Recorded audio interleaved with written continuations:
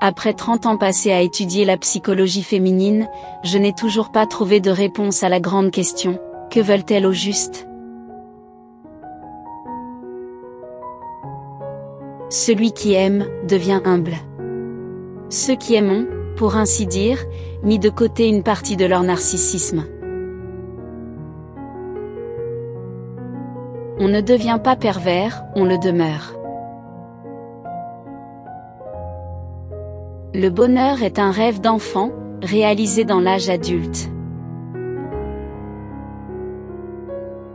Quand une relation amoureuse est à son apogée, il n'y a pas de place pour l'intérêt dans le reste du monde. Il suffit que les amants se rencontrent. Nous ne sommes jamais aussi mal protégés contre la souffrance, que lorsque nous aimons, jamais plus irrémédiablement malheureux, que si nous avons perdu, la personne aimée, et son amour. L'homme possède la faculté dangereuse, d'inciter les autres, à suivre son exemple. S'il est librement choisi, tout métier devient source de joie particulière, en tant qu'il permet de tirer profit, de penchants affectifs, et d'énergies instinctives. Si tu veux pouvoir supporter la vie, sois prêt à accepter la mort.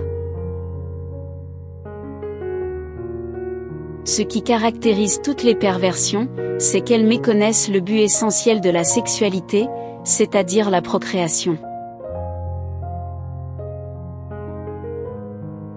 On sait, en effet, qu'en plaisantant on peut tout dire, même la vérité.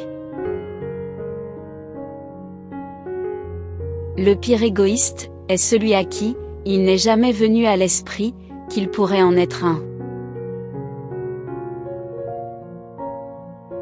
La joie de satisfaire un instinct resté sauvage, est incomparablement plus intense, que celle d'assouvir un instinct dompté.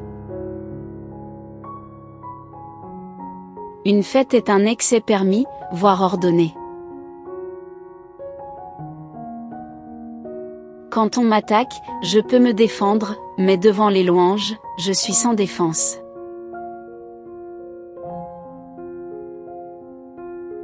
Autrui joue toujours dans la vie de l'individu, le rôle d'un modèle, d'un objet, d'un associé, ou d'un adversaire. Le besoin sexuel, loin d'unir les hommes, les divise. Nos facultés de bonheur sont limitées, il nous est moins difficile, de faire l'expérience du malheur.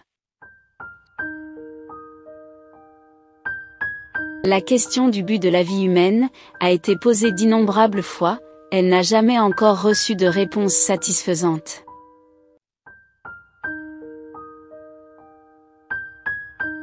La civilisation commence, quand une personne furieuse choisit un mot, au lieu d'un rocher.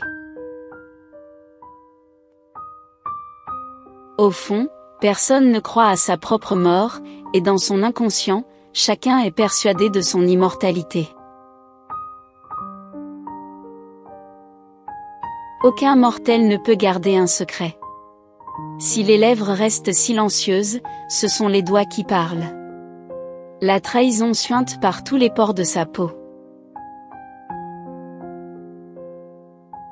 Si l'humanité était capable de s'instruire par l'observation directe des enfants, j'aurais pu m'épargner la peine d'écrire ce livre. Les hommes, en général, ne sont pas sincères, ils ne se montrent pas tels qu'ils sont. L'écriture est le langage de l'absent. Celui qui manque de sexe parle de sexe, celui qui a faim parle de nourriture, celui qui manque d'argent parle d'argent et nos oligarques et banquiers parlent de morale. L'homme civil a troqué un peu de son bonheur, contre un peu de sécurité.